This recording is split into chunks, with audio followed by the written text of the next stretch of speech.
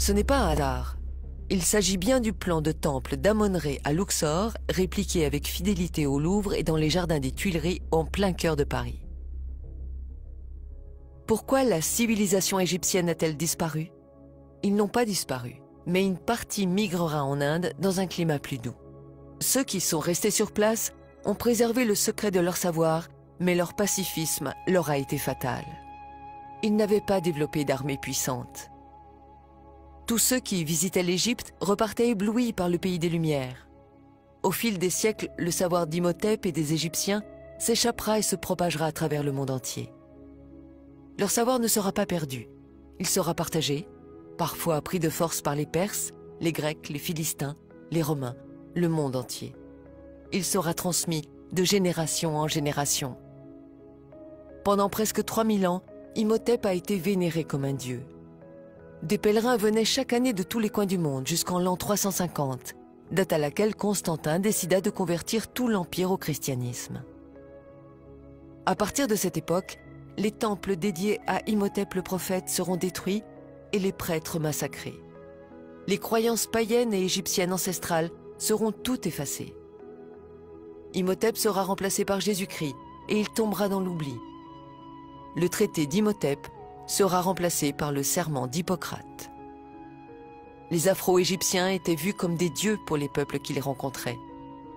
Nous réalisons maintenant qui sont ces extraterrestres et ces dieux.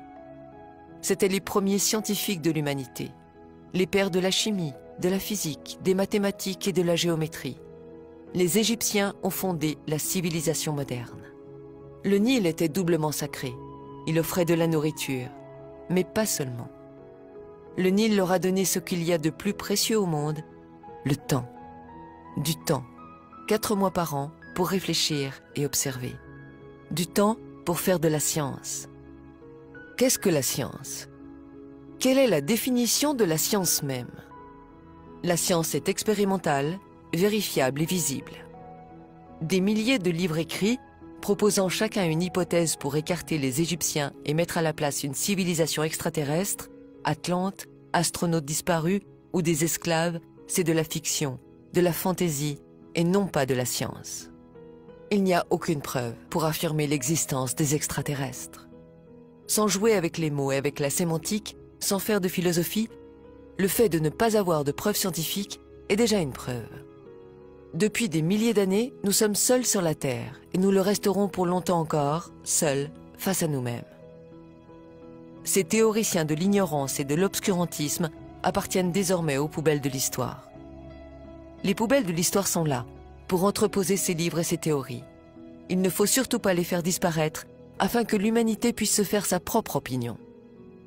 Croire que le développement et l'intelligence humaine soient venus d'ailleurs, c'est beau, c'est romantique. Nous n'avons pas envie d'être seuls dans l'univers, mais ce n'est pas la vérité. Un mythe disparaît, et plus précisément celui d'une civilisation inconnue. La vérité, c'est que cette civilisation, mystérieuse et grandement développée, est l'Égypte. S'il y a une vérité obscurcie, c'est que cette Égypte est nègre. Ils découvriront l'énergie solaire. Sans l'énergie solaire, il n'y aurait pas eu de pyramide. Les Afro-Égyptiens ont découvert que la Terre était ronde. Et ils ont été les premiers à l'avoir parcourue et explorée de long en large. À chaque fois qu'une civilisation a été mise en contact avec l'Égypte, des temples ont surgi et elle a été propulsée en avant. Un mythe est né, celui de la pierre taillée. L'humanité s'est construite avec du béton et non pas avec de la pierre taillée. L'histoire antique de l'Égypte, de l'Afrique, de l'Asie et de l'Amérique est à réécrire entièrement. Avant les sculptures de Michel-Ange, il y avait la perfection égyptienne. Vous avez dit le sourire mystérieux de la Joconde? Regardez plutôt le sourire énigmatique de Ramsès II. Vous cherchez les Atlantes? Les voici. Ils sont en Égypte. Avec les tandems chimie et physique, maths et géométrie, l'Égypte nègre a permis de bâtir des temples, des rues, des maisons, des stades, bref, de quoi construire l'humanité. Ils ont posé les piliers de la science, le premier alphabet et son art, la philosophie, la médecine, les religions. Ils sont à l'origine des cultures du monde. Ils ont créé les cultures du monde. C'est cela le plus grand mystère de l'humanité. Là où ils mettaient les pieds pour se reposer, ils bâtissaient un temple et plus tard une ville était née. Posons la bonne question. Devait-on en finir avec le mystère des pyramides entretenues par certains égyptologues? L'Égypte a une tâche importante, celle de préserver le berceau de l'humanité. Il est du devoir de tous les pays de l'aider, car si vous n'avez pas de passé, vous n'aurez pas de futur. Imhotep a été le plus grand scientifique de l'humanité. Et les nègres d'Afrique ont donné leur savoir, la chimie, l'architecture, la géométrie, les mathématiques à tous les autres peuples. Et en retour, qu'a-t-elle reçu en récompense? Des siècles d'esclavage, de souffrance, la misère, les massacres, et ça n'en finit pas. Le pillage et l'insulte envers l'Afrique continuent. Et si enfin on mettait tout en commun?